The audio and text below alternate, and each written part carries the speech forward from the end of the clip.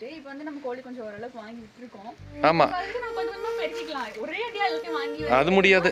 ஆமா பக்கத்து பக்கத்துல சண்டை தான் கட்டணும். ஆக்சுவலி எனக்கு தெரியாத ஒரே ஒரு விஷயம் இருக்கு, சொல்லுங்க யாருக்கா தெரிஞ்சு அப்படின்னா. இரவு வந்து போட சொல்றாங்க. இது வந்து நம்ம அடியில புதைச்சு வச்சுக்கலாம். ஏன்னா முட்டை எதுவும் டேமேஜ் ஆயிடுச்சு. ஏய் இது என்னது? பாம்பு முட்டை மாதிரி தெரியுது. இது எங்க பாம்பு முட்டையா பல்லி முட்டையா? ஆமா வீட்டு சைடெல்லாம் வந்து கொஞ்சமா இடம் இருந்து கோழி வளர்த்துறீங்க இல்லையா, அவங்களுக்கு வந்து மணல் கிடைக்கல அப்படின்னா தாராளமாக வைக்கப்பில் வச்சு நம்மளால இந்த உள்ளே போய் வைக்கிற மேலே முடியாது. அதனால தான் இவர் வெயில் காலம். ஸோ அதனால வந்து என்னப்பா அந்த மாதிரி நல்லா வந்து தோட்டத்துட்டு சும்மாடா ஏன்னா எப்படின்னா வர்றவங்க எல்லாம் தோசை பிடிச்சிக்கும். ஏன்னா இதுக்கும் அதுக்கும் ஆகாது ரெண்டு நாய்க்கும். அதனால புதுசாக நாய் வந்து அதை சேர்த்துக்கிட்டு விளையாடுறது. இந்த பாருங்க மூங்கில் எப்படி கலைஞ்சிருக்குன்னு பாருங்க. தென்னமட்டில் இப்போ தான் வாழை விட்டுட்டு என்னன்னா அணில் தொல்லை சுத்தமாக நான் ஷார்ட்ஸ் சொல்லி. ஆமாங்க அதே தான். யார் யாருக்கா ஃபேவரட்னு மறக்காம கமெண்ட் பண்ணுங்க. எனக்கு ரொம்ப பிடிக்கும். ஆனால் அது இருக்க ஒரு பயம் என்னன்னா அதோட இது வந்து தண்ணி இல்லாதனால அப்படியே வந்து படுத்து போயிடுது. அந்த மாதிரி ஆடு. ஓ ஆடு தொடாதனால ஆடாதோட. என்னடா முட்டை கையில் கொண்டு வர மாதிரி தெரியுது. கோழிக்கு அடை வைக்கலான்னு சொல்லிட்டு கோழி எந்திரிச்சு ஓடி பார்த்துருக்கு. இல்லை காணும். அதான் பார்த்ததோ அங்கே இருக்கா இருப்போம். அங்கே இருக்க பாருங்க மேடம். மேலே வந்து உட்காந்துருக்காரு. எங்க கம்பி வேலி மேலே உட்காந்துருக்கு. ஆமா தெரியுது. மூங்கில் மாதிரி தொட்டு கருப்பா. கரெக்ட். சேவல் மற்ற கோழிலாம் அங்கிட்டு இருக்கு. இதுதான் அடைப்படுத்து இருந்தது. நிறைய பேர் வந்து கேட்டிருந்தீங்க கோழி குண்டி வச்சிருக்கீங்களா வாங்கி விடுங்கன்னு சொல்லி. வாங்கி விட்டுட்டீங்களான்னு கூட கேட்டிருந்தீங்க.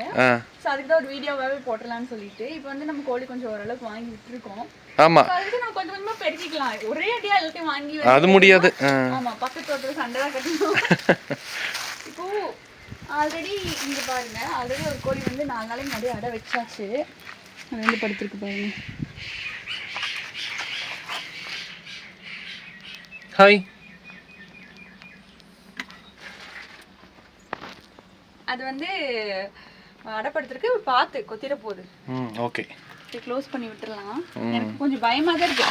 இது வந்து பார்த்தீங்கன்னா ஒரு 2 நாளைக்கு ஒருக்கா, அட்லீஸ்ட் ஒரு 2 நாளைக்கு ஒருக்காவது நம்ம வந்து அரிசி போட்டு தண்ணி வச்சு தான் ஆகணும். பெருசாக அதுக்கு தீனி தேவைப்படாது. ஃபஸ்ட்டு மாதிரி இருக்கு அடைச்சி விட்டுறலாம். நம்ம வேணுங்கிறப்ப ஓப்பன். அது சாம்பக்கோழி. ஆமா அது வந்து எத்தனை வருஷமா நாங்க வச்சிருக்கோம்னா ஒரு 3 வருஷம் மேல இருக்கு. 3 வருஷம் 4 வருஷமே இருக்கும். மேரேஜ் ஆனதுக்கு அப்புறம் வாங்கி விட்டோம். எல்லா கோழி சேல் பண்ணதுக்கு அப்புறம் அது ஒரு கோழி அப்படியே இருக்கு. இங்க வந்து ஒரு கருப்பு கலர் கோழி, ஒரு சிறுவிடை கோழி தான் அது வந்து வச்சிருந்தோம். அது வந்து முட்டை வச்சிருக்கு. ஸோ நிறைய டவுட் வந்து இருக்கும் எப்படி வந்து அடை வைக்கிறது. அது எனக்குமே வந்து தெரியாது. ஹஸ்பண்ட் சொல்லி தான் தெரியும். இப்போ வந்து நம்ம ஒரு சின்ன டிப்ஸ் வந்து பார்க்கலாம். இது வந்து எதுக்காகன்னா ஆக்சுவலி எனக்கு தெரியாத ஒரே ஒரு விஷயம் இருக்குது, சொல்லுங்க யாருக்கா தெரிஞ்சு அப்படின்னா. இரவு வந்து போட சொல்கிறாங்க. இது வந்து நம்ம அடியில் புதைச்சி வச்சுக்கலாம். ஏன்னா முட்டை எதுவும் டேமேஜ் ஆகிடும்ல. அதுக்கப்புறம் கறி உப்பு நம்ம மிளகா எப்பவும் போல் தெரியும் எல்லாருக்கும். பட் அந்த இரும்பு எதுக்கு வைக்கிறாங்கன்னு எனக்கு தெரியாது. தெரிஞ்சிச்சு அப்படின்னா கமெண்ட்ஸில் சொல்லுங்கள். இன்னொன்று அதை விட ஒரு காமெடியான ஒரு விஷயம் இருக்குது பாருங்க. இது என்னது? பாம்பு முட்டை மாதிரி தெரியுது. இது எங்க பாம்பு முட்டையா பல்லி முட்டையா? ஆமாம் இது என்ன கோழி முட்டையா இது என்னன்னே எனக்கு தெரியல. ஆக்சுவலி எனக்கு தெரிஞ்சது அநேகமாக காடை முட்டைன்னு நினைக்கிறேன். ஆனால் காடைன்னு இப்படி இருக்காது. அதில் அந்த கருப்பு பிளாக் கலர் டாட்ஸ் நிறைய இருக்கும். ஆனால் இது ஒயிட்டாக இருக்குது. காடை முட்டை வேற கருப்பு கலந்து இருக்கும். சும்மா ஒரு 2 பீஸ் கறி, அப்புறம் வந்து ஒரு 2-3 மிளகா, கொஞ்சம் வந்து கல்லுப்பு, இரும்பு வந்து அடியில் பதிச்சு வச்சாச்சு. அவ்வளோதான். ஸோ இப்போ இது எல்லாத்தையும் பார்த்தீங்கன்னா நம்ம கொஞ்சம் அப்படியே சென்டராக வைக்கணும். ஏன்னா கோழி வந்து அப்போ தான் கோழி வந்து படுக்குது இல்லையா, அது வந்து நம்ம எப்படி வச்சாலும் கோழி அதுக்கு தகுந்த மாதிரி முட்டை மாற்றிக்கும். நீ லைனாகவே அடுக்கி வச்சாலும் அது முட்டை மாற்றிக்குது. நம்ம வந்து 18 முட்டை வரைக்கும் வைக்கலாம். அது வந்து கோழியோட சைஸை பொறுத்து. பெரிய கோழின்னா நம்ம முட்டை வைக்கலாம். அளவான கோழி. இந்த கோழி வந்து எங்களுக்கு கொஞ்சம் சிறுவடை தான். சிறுவடை ஆனால் முட்டை பாருங்க அதனால சின்னதாக தான் இருக்குது. 18 முட்டை வரைக்குமே வைக்கலாம் நம்ம தாராளமாக. அதுக்கு முதல்ல கோழி 18 முட்டை வைக்கணுமே. 12 முட்டை தான் எனக்கு தெரிஞ்சு. கோழி 12, 13, 14 தான் வைக்கும். எங்கள் நாய் தூக்கிட்டு போனாலும் போயிருக்கு. நமக்கு இல்லை இது என்ன முட்டைன்னு இப்போ வரைக்கும் எனக்கு தெரியும். அதனால என்ன பண்ணலாம்னா நம்ம இது குட்டி முட்டையா இருக்குது. இதை வந்து நம்ம வச்சிருவோம். என்னதான் ஆகுதுன்னு பார்ப்போம். அட ஆமாங்க, இங்கே பாருங்க எல்லா முட்டையும் எவ்வளோ பெருசாக இருக்குது. அந்த முட்டை மட்டும் குட்டியாக இருக்குது. இப்போ 2, 4, 6, 8, 10, 12 முட்டை வச்சுருக்கோம் நம்ம. ஸோ அவ்வளோதாங்க வச்சுது இந்த கோழி. ஆக்சுவலி அவ்வளோதான் வச்சுது. சரி அதனால் வந்து நம்ம அதை மட்டும் வச்சாச்சு. இப்போ வந்து நம்ம தூக்கி உள்ளே வச்சிடலாம். இப்போ வந்து மணல் வந்து கிடைக்கலன்னு நிறைய பேர் சொல்லுவீங்க. வீட்டு சைடெல்லாம் வந்து கொஞ்சமாக இடம் இருந்து கோழி வளர்த்துவீங்க இல்லையா. அவங்களுக்கு வந்து மணல் கிடைக்கல அப்படின்னா தாராளமாக வைக்கபிள் வச்சுக்கலாம். அது ஒன்றும் ப்ராப்ளம் கிடையாது. இப்போ வந்து தூக்கி உள்ளே வச்சுருவோம் நம்ம. ஸோ உள்ளே வச்சதுக்கப்புறம் கோழி வந்துச்சுன்னா அது வந்து நம்ம அது வெளியே போய் படுத்துக்குவோம், ஒன்றும் பிரச்சனை இல்லை. இப்போ கோழி எடுத்து அடை உள்ள வச்சிடலாம். நம்மனால இந்த உள்ளே போய் வைக்கிற மேலே முடியாது, அதனால தான் இவர். ஓகே, கொண்டு போய் உள்ளே வச்சுருங்க. இப்போ வந்து நம்ம கோழி வச்சாச்சு. இந்த பில்லுகளில் கொஞ்சம் கொஞ்சம் இருக்கட்டும். ஓகே, ஆக்சுவலி நமக்கு பில்லு தேவைப்படாது தான். ஏன் அப்படின்னா ஓகே பில்லு வந்து தேவைப்படாதுன்னு சொல்கிற காரணம்னா வெயில் காலம். ஸோ அதனால் வந்து நமக்கு நல்ல வெதுப்பாக தான் ஆல்ரெடி இருக்கும். ரொம்ப சூடான பகுதிகளில் வந்து வெயில் காலத்தில் அடை வைக்கக்கூடாது. ஆனால் இந்த சீசனில் வைக்கிற முட்டை பார்த்திங்கன்னா சூப்பராகவே பொரிக்கும். ஸோ இப்போ கண்டிப்பாக ஒரு நாள் பார்த்துக்குங்க. இது எல்லா கூண்டுலேயும் கோழி அடை வைக்கிற மாதிரி அடுத்த ஒரு 6 மாதம் 1 வருஷம் சொல்ல முடியாது, டைம் சொல்ல முடியாது. கண்டிப்பாக இதெல்லாம் நம்ம கோழி பெருக நம்ம இது பண்ணிக்கலாம். நம்ம சப்ஸ்கிரைபர் ஆகட்டும் யாராக இருந்தாலும் நம்மக்கிட்ட எல்லா வகையான கோழியும் சீக்கிரமாகவே கிடைக்கும். ஆமாம், கண்டிப்பாக நீங்கள் வாங்கிக்கலாம். ஸோ நம்ம வந்து இப்படி நேச்சுரலாக இப்போ பார்த்தீங்கன்னா நம்ம காட்டில் அப்படியே வந்து நம்ம விட்டு வளர்த்துறனால வந்து கண்டிப்பாக கோழி ரொம்ப ஒரு நேச்சுரலான ஒரு கோழியாக தான் இருக்கும். ஸோ சாப்பிட்றதுக்குமே நம்ம ஹெல்த்தியானதாக தான் இருக்கும். தோ இங்கே இருக்காங்க பாருங்கள், இந்த மேடம் தான் வந்து அடைப்படுத்திருக்காங்க. இவங்க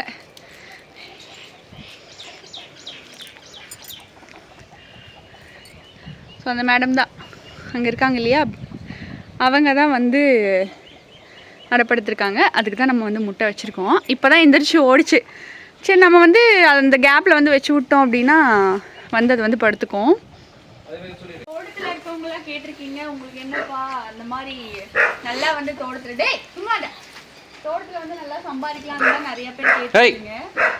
யாரும் இல்லை ஒரு குருவி போகுது, அதை நாய் துரத்திக்கிட்டு ஓடுது. அது உங்களுக்கு தெரியாதுன்னு நினைக்கிறேன். ஆமாம், தெரியாது. மாட்டுக்கிட்டவங்க நாய் தான் ஓடுது, பிளாக் கலர் நாய். ஓ, கருப்பு நாயா? அதை துரத்திட்டு இது ஓடுது. அதை பார்த்துட்டு மேலே வந்து நிற்கிது. தெரியுது. ஆனால் இங்கே இந்த லாங்கில் வீடியோவில் தெரியாது. ஆமாம், ஓகே. இப்படிதாங்க நாய் தொல்லை வந்து ரொம்ப ஜாஸ்தியாச்சு. கோழி வளர்க்குறதுன்றது சின்ன வேலைலாம் கிடையாது. நிறைய பேர் தோட்டத்தில் உங்களுக்கு என்ன இவ்வளோ இருக்கு, நீங்கள் நிறையா வந்து சம்பாதிக்கலாம் அந்த மாதிரி சொல்கிறீங்கல்ல, அதில் நிறையான ரிஸ்க் இருக்குது. பாருங்க, கூட்டிட்டு விளையாண்டுட்டு இருக்கு. முடிக்க அது தெரியாது. இங்கேருந்து அது ஓடிட்டு இருக்காங்க, தூரமாக ஓடிட்டு விளையாண்டுருக்கு. ஏன்னா எப்படின்னா வர்றவங்களெல்லாம் தோசை பிடிச்சிக்கும். ஏன்னா இதுக்கும் அதுக்கும் ஆகாது, 2 நாய்க்கும். அதனால புதுசாக நாய் வந்து அதை சேர்த்துக்கிட்டு விளையாடுறது. இவர் வந்து சாப்பிட்ற டைம் ஆச்சு, அதனால ரொம்ப உழைப்பாரு. கேட்டிருந்தீங்க நிறையா பேர் இந்த டவுட்டு. ஆக்சுவலி என்னன்னா நிறைய வந்து எங்களுக்கு ரிஸ்க் இருக்கு. ஒரு சின்ன விஷயம், இப்போ ஒன்றும் இல்லை, கிணறு வந்து இந்த சாப்பிட்டு வந்து போயிடுச்சு. அதனால வந்து தண்ணி எங்களால் எடுத்து விட முடியாது. அது இப்போதைக்கு டெம்பரவரியாக மாற்றி வச்சுருக்கோம். ஒரு 7-8 ரூபா செலவு பண்ணணும்னு சொல்லியிருக்காங்க. அவ்வளோதான். நம்ம ஒரு சின்ன வருமானம் வந்து ஏதாவது மிச்சம் பண்ணி இது பண்ணோன்னா இப்படி ஏதாவது ஒரு செலவு வந்துச்சுன்னா அது முடிஞ்சிடும் தான். ஸோ நிறைய பேர் ஆனால் கேட்குறாங்க, ரொம்ப ஈஸி, தோட்டங்கள்லாம் வச்சுருந்தா நிறைய சம்பாதிக்கிறவங்க இருக்காங்க. நான் ஆல்ரெடி சொல்லியிருக்கேன், நான் இல்லைன்னு சொல்லலை. பட் அந்த அளவுக்கு இங்கே வந்து தண்ணி வாட்டர் சோர்ஸும் அவ்வளோவா கிடையாது. ஏதோ இருக்கிறத வச்சு இவர் வந்து என் ஹஸ்பண்ட் எப்படின்னா தண்ணி எடுத்து விட மாட்டார். எடுத்து விட்டாருன்னா வந்து அன்றைக்கி வெயில் காலம் ஆனாலும் பாருங்கள் எப்படி மோடம் போட்டிருக்குன்னு பாருங்கள். கிளைமேட்டு காமிச்சிருங்க எப்படி இருக்குன்னு. இங்கே பாருங்கள், மூங்கில் எப்படி கலைஞ்சிருக்குன்னு பாருங்கள். தண்ணி இப்போ வந்து கொஞ்சம் தென்னை மரத்துக்கு நிறையா வந்து விட்டுட்டே இருக்கும். அதே ஹஸ்பண்ட் வந்து இப்போ இந்த மோட்ரு வேறு ரிப்பேர் ஆனதுனால பார்த்தீங்கன்னா உள்ளே வந்து விட முடியல அந்த 10 நாளாக. அதனால சும்மா தானே கிணத்துக்கு போகாமல் இருக்குன்னு சொல்லிட்டு இந்த 3 மரத்துக்கும் அங்கே பாருங்கள் தண்ணி எப்பவுமே நின்றுட்டே இருக்க அளவுக்கு டெய்லி ஒரு நாள் விட்டு ஒரு நாள் தென்னை மரத்துக்கு எடுத்து விட்டுருக்காங்க. ஆனால் ஒரு ப்ராப்ளம் இருக்குங்க, அதுக்கான சொல்யூஷன் நீங்கள் தான் சொல்லணும். நிறையா வந்து தென்னை மரத்தில் இப்போ தான் பாலை விட்டுருக்கு. என்னன்னா அணில் தொல்லை சுத்தமாக, நான் ஷார்ட்ஸில் சொல்லி ஆமாங்க, அதே தான் பயங்கரமான அணில் தொல்லை. அது வந்து கரிச்சு கீழே போட்டுருது. அப்புறம் எப்படி தேங்காய் வரும்? அதனால ஏதாவது அதுக்கு சொல்யூஷன் இருந்தால் சொல்லுங்கள். ஆக்சுவலி மூங்கில் தண்ணி நிறையா விடுறோம் இல்லையா, அதனால இங்கே பாருங்கள் எப்படி சூப்பராக அப்படியே முளைச்சி வருது. நான் பார்க்க டிஃப்ரெண்ட்டாக இருந்துச்சு. என்ன இது டிஃப்ரெண்ட்டாக இருக்குன்னு பார்த்துட்டே இந்த 2 தான். அதுக்கப்புறம் இங்கே பாருங்க, நான் சொல்லியிருக்கேன் ஆல்ரெடி, பூவரசக்காய் வந்து ஸ்கின்னுக்கு ரொம்ப நல்லது. ஆமாம், நார்மலான ஒரு பிம்பிள் அப்புறம் தேமல் இந்த மாதிரி எது இருந்தாலும் சரி, ஒரு சின்ன புண்ணு ஆனால் கூட நம்ம அதை உரசி வச்சோன்னா அப்படியே அது சரியாகும். எனக்குலாம் நிறைய இது ஒரு மேஜிக் மாதிரி. நீங்கள் ட்ரை பண்ணி பாருங்கள், பக்கத்தில் இருந்துச்சுன்னா. ரொம்ப வேணாம், லைட்டாக மஞ்சள் போட்டு அதை உரசி உரசினாலே எல்லோ கலரில் தான் அது வரும். லைட்டாக அது கூட மஞ்சள் ஆட் பண்ணி ரொம்ப பெரிய பிம்பிள்லாம் வர இடத்துல வச்சிங்கன்னா அப்படியே 2 நாள் அமுதும். ஸோ அது வந்து நிறைய பூ விட்டு காய்ச்சி. எங்கே போகிறீங்க? உள்ள வந்து நெல்லிக்காய் இருக்கு. நெல்லிக்காய் காய்ச்சிருச்சு அதுக்குள்ளே? காய்ச்சிருச்சாவா வந்து பாருங்க. பெர்லின் இது வந்து சாப்பாடு போட டைம் ஆயிடுச்சுன்னா கட்டிக்கிட்டே இருக்காது.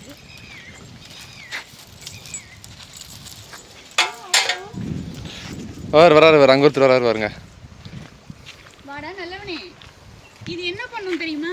மரவங்களையெல்லாம் ஜோடி சேர்த்திட்டு இது பண்ணுறது தான் கோழியை பிடிச்சி போகிறது. இது பாருங்க கோழிலாம் இங்கே வேணும்.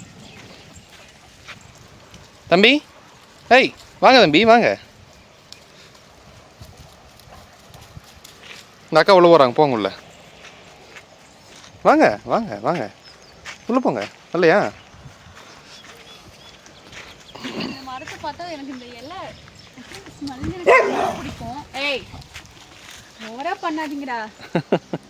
இந்த ஸ்மெல் கொழுமிச்சங்காய் ஸ்மெல் யார் யாருக்கெல்லாம் ஃபேவரட்னு மறக்காமல் கமெண்ட்ல சொல்லுங்கள். எனக்கு ரொம்ப பிடிக்கும். ஆனால் அது இருக்க ஒரு பயம் என்னென்னா அதோட முள்ளை பார்த்துருக்கீங்களா நீங்கள்? இங்கே பாருங்கள், அது நல்லா முத்தின இடத்துல எல்லாம் அந்த முள்ளை பாருங்கள் தெரியாமல் பட்டுருச்சு அவ்வளோதான் வச்சுக்கோங்க. இந்த பக்கம் குத்தி அந்த பக்கம் வந்திருக்கால்ல. ஐயோ எனக்கு ரொம்ப பயம். ஒரு தடவை நான் லைட்டாக இப்படி கீரல் தான் போட்டுச்சு. ஆனால் ஸ்மெல்லு அட்டகாசம் வேறு லெவல். சூப்பராக இருக்குது. தண்ணி விட்டு இப்போ ஒரு 10 நாள் கூட ஆகலை, இன்னும் ஒரு வாரத்துக்கு மேலே ஆச்சு. மோட்டர் ரிப்பேர் ஆயிடுச்சுங்க. ஆமாம் ரிப்பேர் ஆனனால எப்படி வெயிலுக்கு ரொம்ப ட்ரையாக பாருங்க எப்படி இருக்குன்னு பாருங்க. தினமும் தண்ணி விட முடியாமல் கிடக்குதுங்க, ட்ரையாக இருக்குது. கருகப்பில் அதெல்லாம் நல்லா இருக்கு, மரங்களுமே நல்லா இருக்கு. இதெல்லாமே ரொம்ப வாடிடுச்சு. அதை விட இன்னொன்று பாருங்க மை ஃபேவரட். இது வந்து என் ஹஸ்பண்டு இன்னும் காய் பொருளாதான்னு சொன்னார். ஓ நெல்லிக்காய். சரியா இவர் கவனிக்கல போல இருக்கு. இது காயா அப்படியே பழுத்து எல்லோ கலர்ல இருக்கு. மருதாணி வைக்கணும்னு குளிர்காலத்தில் தோணுச்சு. இப்போ வெயிலான இது பாருங்க, இது வந்து குட்டியாக இருக்கா. ஆக்சுவலி இது வந்து க்ரீன் கலர் இந்த மாதிரி தான் இருக்கணும். இது வந்து பிஞ்சு, ஆனால் இது வந்து தண்ணி இல்லாதனால அப்படியே வந்து பழுத்து போயிடுது. அந்த மாதிரி எவ்வளோ இருக்குது பாருங்கள். இதில் வந்து ஊறுகாலாம் போடுவாங்க. இது சின்ன நெல்லி அருமையாக இருக்கும்.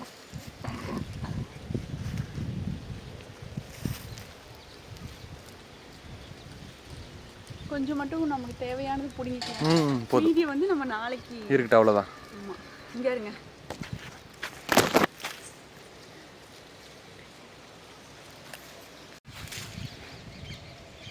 இது இப்போதைக்கு இவ்வளோ போதும். மீதி நாளைக்கு வந்து நம்ம பிடிங்கிக்கலாம். இன்னும் நிறைய இருக்குது. போதும். நான் ஒரு ஆள் தான் சாப்பிடுவேன் இதெல்லாம். டேய் எங்கே முள்ளுக்குள்ளே பூந்து வந்துட்டு இருக்கிற? நான் வந்துடுவேன் எல்லாமே. ஆனாலும் எனக்கு அது பயம். இது பாருங்க மறுபடியும் தலைஞ்சு வருது. எத்தனை தடவை இந்த ஆடாதோட இலை. அது ஏன் ஆடாதோடைன்னு சொல்லி ஒருத்தவங்க கமெண்ட் பண்ணியிருந்தீங்கல்ல. ஆமாம், அது வந்து ஆடு மாடு எதுவுமே அதெல்லாம் சாப்பிடாது. ஆடு சுத்தமாக சாப்பிடாது. அதனால தான் அந்த ஆடு. ஓ ஆடு தொடாதனால தான் ஆடாதோட. ஆமாம், அது உண்மையான ரீசனே அதுதான். அது ஒருத்தவங்க கேட்டிருந்தாங்க ஏன் அந்த செடிக்கு அப்படி ஒரு பேர் இருக்குது. நான் அந்த செடி பேரே கேள்விப்பட்டதுன்னு சொல்லிட்டு.